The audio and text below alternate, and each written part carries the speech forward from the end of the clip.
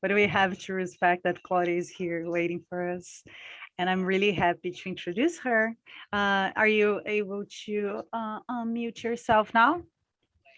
Yes, it works. Thank you. Okay, I have a little bio here. Where is it? Okay, so Claude Link is going to share the motivation behind the current project she's working on, Wild, a poetic novel about money and power, and a crazy adventure between two very distinct forms of storytelling.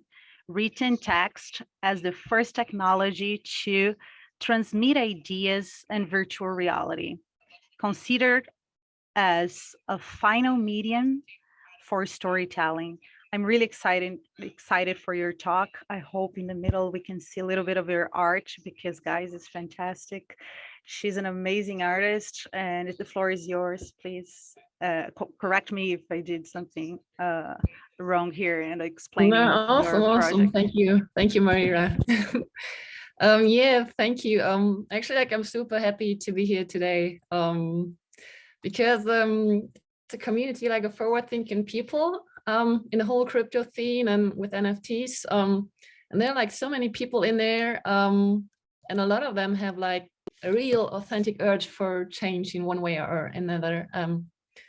And I really believe that our combined knowledge can actually really like achieve that. And I guess that's the best audience you can have. And that's actually what I find radical about creating art on the blockchain. I was thinking about like a lot, like when listening like to the other speakers, like you can sort of like paint on the medium, which will be like the next like kind of like socioeconomic revolution. And that's really cool to me. Yeah, as Maria said, like today I want to talk about something I shouldn't talk about. So actually it's the first time I'll do it. So let's see how it goes. Like I'm working on that for a year already, nearly. So I'm gonna share some insights into my unreleased projects. People never do that usually for good reasons, I guess, but probably it's very much Web3. So I do encourage you, like, please go steal my ideas and maybe you can do something better with it, or please do reach out and maybe we can collaborate even on it. Or fact is, I think actually people really like we need more people like creating art and tech projects and just like starting ideas around these topics of kind of like what I'm doing is like kind of like dreaming, prototyping and crafting alternative futures. So maybe as an intro, I'll show you one piece of my older works, like maybe my first piece on super rare. Or just like a few quick cornerstones about what I did so far, about my background. Initially, before I turned artist and illustrator, I did study economics and business. And at the same time, like I was operating like a boat building yard actually with a friend of mine. But like we were like super young, like mid early 20s, and like it completely didn't work out. But it was like such a interesting experience because we were working together with the father of the friend who is like an inventor, boat builder, and kind of like this ingenious person. And I learned like so much of him. Like it was like in the 2000s, and he was like building not only yachts, like which was like we were doing, but he was also like, you know, that kind of person. Oh, I need a new camper van. Okay, so I build it like with electricity and batteries and these kind of things. Or I need a new house. Oh, I'm gonna build it myself. So we had to help, you know. And I was like a girl and no ideas of building houses, but I think I did learn a lot. But yeah, actually it didn't work out. So next thing I did, I actually ventured into the corporate world. I worked a few years at Amazon in Germany when it just started out. And it was very interesting as well. Like in those times, like it was like the rise of Web 2, and everyone actually had a lot of hope around it. Like, you know, like the democratization of information, and then the forming of new communities and radical abundance, actually, it was all already dreamt of in the beginning of Web 2. And then I was just kind of like noticing, well, somehow it's not that thing, you know. Like I was kind of like so disappointed. So after a few years, I went on traveling around the world and surfing. And then next thing I did, I joined my former boss at Amazon, and we were building like a travel agency for surf and ski travel. And then I finally decided, like mid-30s, to finally dare to become an artist and an illustrator. So I went back to uni for a year in Barcelona, and I studied illustration and creative storytelling. And then in 2020, actually, I discovered NFTs and super rare, and then I changed path and ventured into the world of NFTs. And maybe I just show you, maybe I share my screen quickly. Where does that go? Can I share my screen? Yeah, let's see. Desktop one. Yes, here it is. So share. So let me see. So it's my first piece on super rare, and I just let it go through so you have an idea of what I'm doing. America great again. China, bing, bing, bong, bong. Mexico, no good. African American, African American, African American. I don't know what I said. Bigger, better, bigotry.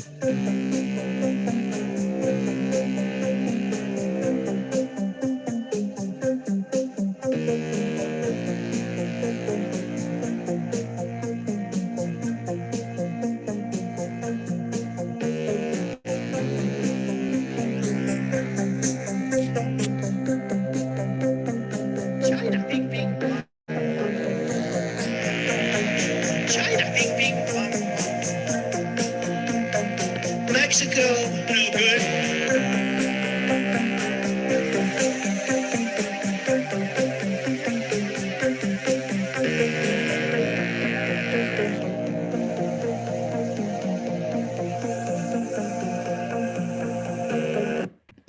All right. That just as a quick intro. As I said, like thank you so much. I want to talk more like about the project I'm working on right now. So actually what I'm doing right now is like, I had the idea I want to create these kind of worlds in virtual reality. So you can sit in it and really immerse yourself into the full experience.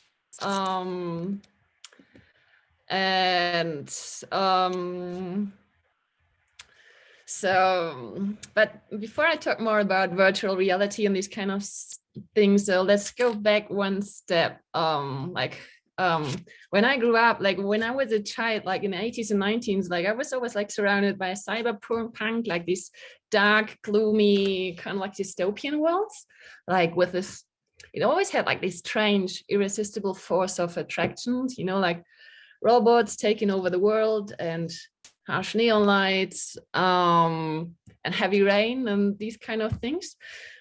But so originally, like cyberpunk used these big symbols more as warnings, like cyberspace and the metaverse. Like it was about like the 1980s America, about urban decay, corporate power, globalization, about like fear and greed and such things. Other topics were probably like the tremendous rise of zero tolerance policing, like pulsating anxiety around healthcare, and also like what is a theme which was used a lot, like the psychological toll of like 50 years of the possibility of like nuclear violation. And it was like about creeping digitalization, coming like planetary scale computation, which we actually have around us today. But like the cyberpunk's like foundational text and narratives, like they always had more like a deeply cynical view of the future and always like a strong inclination for resistance. But kind of like over time, many of its politics get washed away. And I felt like here's the thing, like cyberpunk became more something like a roadmap for the sort of technology like it was kind of like meant to warn against. And like nowadays you still like see these aesthetics everywhere, a lot in the NFT world, and it's like one of the main dominant aesthetic narratives, I would guess. And not a lot of people really remember like what it was meant to warn against, you know. And while I do think personally like cyberpunk is super beautiful and I love it, like awesome, and like it attracts me a lot like visually, and I'm not against like this escapist worlds. Like I do think it's very important, you know, in these days, especially like in a pandemic right now, it's so important for us like to have these places where we can think and dream of stuff. But I personally like it kind of like make me think like what kind of art do I want to create, and what's kind of like so much needed right now, because I do think like we are undergoing like tremendous paradigm shift these days, and I do feel like we also do need something like very, in a way, like concrete and optimistic, maybe even more concrete than what we had before. Because we're stepping into something much more powerful. Like we have the chance to enter a world which really feels better, like feels better from the inside as well. And same thing here. Like when I was a kid, I would have never, to be honest, like ever like dare to dream of the chances that we have nowadays, like the socio-economic change which is possible with the blockchain, and also like with the ongoing revolution in the art world, like all these things like coming together, even like the bad ones, like the pressing issues which we have right now, like climate change and like increasing inequality and so many things, you know, refugee crisis, the ongoing aftermath of colonialism, like still everything going on, you know, so many people still having like no equal access to education, to jobs, like, and all these things like point towards one thing, which is change. And now we have the chance to realize change in a way which finally makes sense, because it's kind of like it can be effective, elegant, and it can be designed in a way which is like very much non-violent. Like in previous times, sometimes we really had to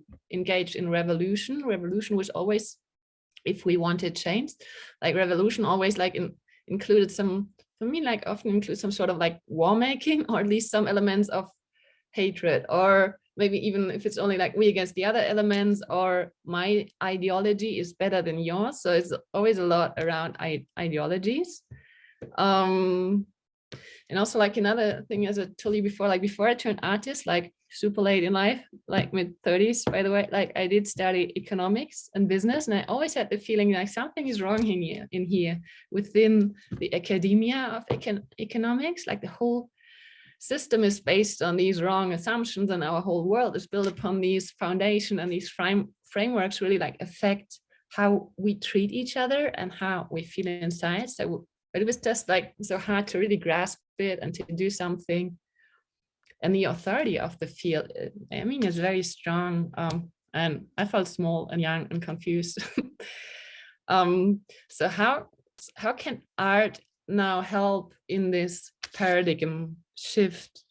And I do think it's very important, like especially in those times right now when the role of religion is not that strong anymore. We kind of like lost it.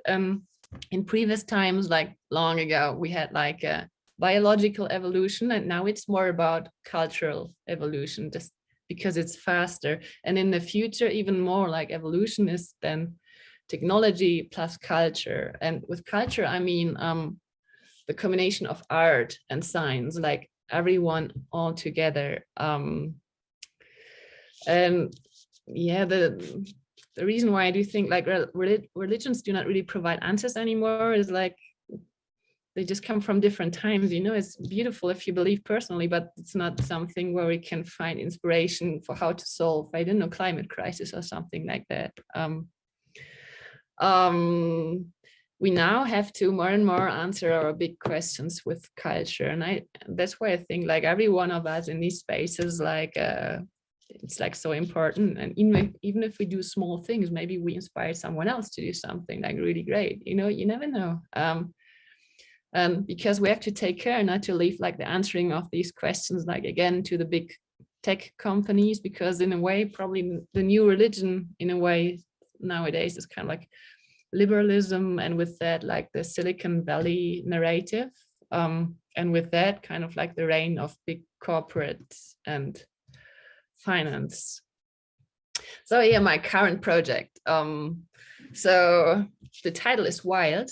I'm actually writing a novel. It's a short novel, and I will animate the main ideas and the feeling of it in virtual reality. And Maria was talking about the book a little bit already. So it's kind of like a poetic financial road movie, kind of like the return from dystopia. And the story in a nutshell will be something like the world as we know it collapsed, like after all the problems that we have, like climate crisis, and people feel lonely and confused, and we have like infocalypse with social media. The planet is exploited, like it's we have totalitarian data surveillance, all these kind of things. Like only the 12 survive, like 12 characters coming from different fields. Like there's like a philosophist, like an economist, there's a character which is called love, there's fear, and there's one which is zeitgeist, and yet 12 different characters. And they do receive like a mysterious mission to design an alternative future by creating a new form of money, and a new form of money that is capable of solving the problems which caused the old world to fail. So soon it becomes obvious that if they want to find out what went wrong, they have to follow the money trail. So they venture kind of like on a road trip through time and history to fully understand our current money and governance system. So they kind of like go and travel and investigate like the money system, the empires, power structures, religions, and then they designing something good and completely crashing it like in a dystopian world. But so what I'm doing is kind of like I'm accessing the idea of, let's call it protopia, from a more like economic angle. It's about investigating what money is, but not as an economist, more like a human who kind of like feels what does it mean, you know, like these things, how do they translate into the real world? What does it mean for normal people, you know, who don't understand all these complex constructs. So, but it's also looking at its context more, like how it affects society, as things are always like interrelated. So the 12 are looking, as I said, like into the rise and fall of empires, religion, and power structure, because I truly believe like we need to fix our economic system first, because we can fix something else. Like if you want to tackle climate crisis, we need to fix our economic system first, because our states are sold to finance and big corporate as of now. And I want to, once the novel is finished, I will animate it in virtual reality, because it's, for me, it's incredible what you can do. Like for storytelling, it's really, I feel it's kind of like the ultimate medium, while probably writing is sort of like the first technology we had, like to exchange and record our stories. Virtual reality is really like you can, whatever I have in my brain, I can put you into that and you feel it with your whole body. And yeah, the goal is to get you so immersed so that you forget everything else around you. And it's such a beautiful media. If it comes, like when I put it on for the first time, I was so blown away, like from the sense of presence that you have, like from this kind of like embodiment that I'm sometimes, when I'm sitting like all day on my screen and I'm painting digital and animating, and also like the music that I do for the animations, everything I do with like electronic devices, a lot of that on the screen. So it was like, so I feel so liberated once I finally had the chance to overcome the screen. And, you know, like now I can sculpt my people like in my studio in kind of like virtual reality. And then you watch like these kind of like scenes and you really feel it with your whole body. And maybe like a good example, like for what virtual reality can do is, I think the first one that I watched, which really like blew me away, is it's called Mycelia. It just won like the award from Rain Dance last night. It's a beautiful story where they it's like a collaboration of various artists. It's like one bio artist, I think she would call her, and she's like tracking this the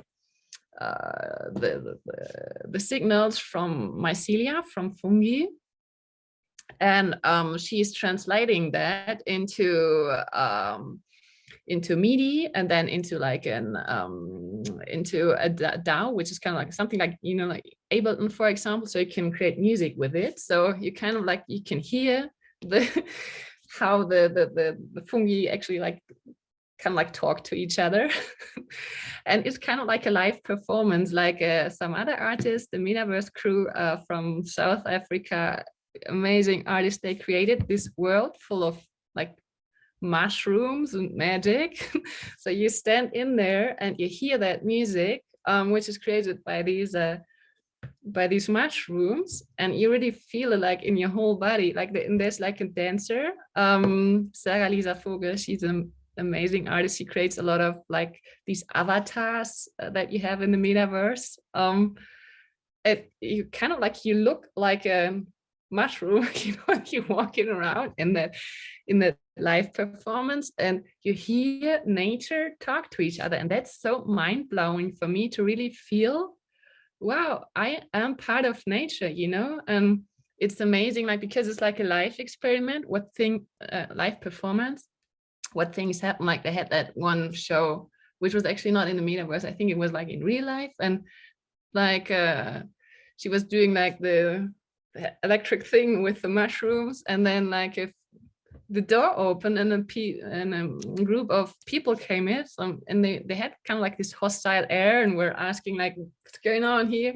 And the mushrooms kind of like shut down, and like the music stopped, and then they left the room and the music was up again. And it's like kind of like really magic, strange moments, and everyone was witnessing it in the room.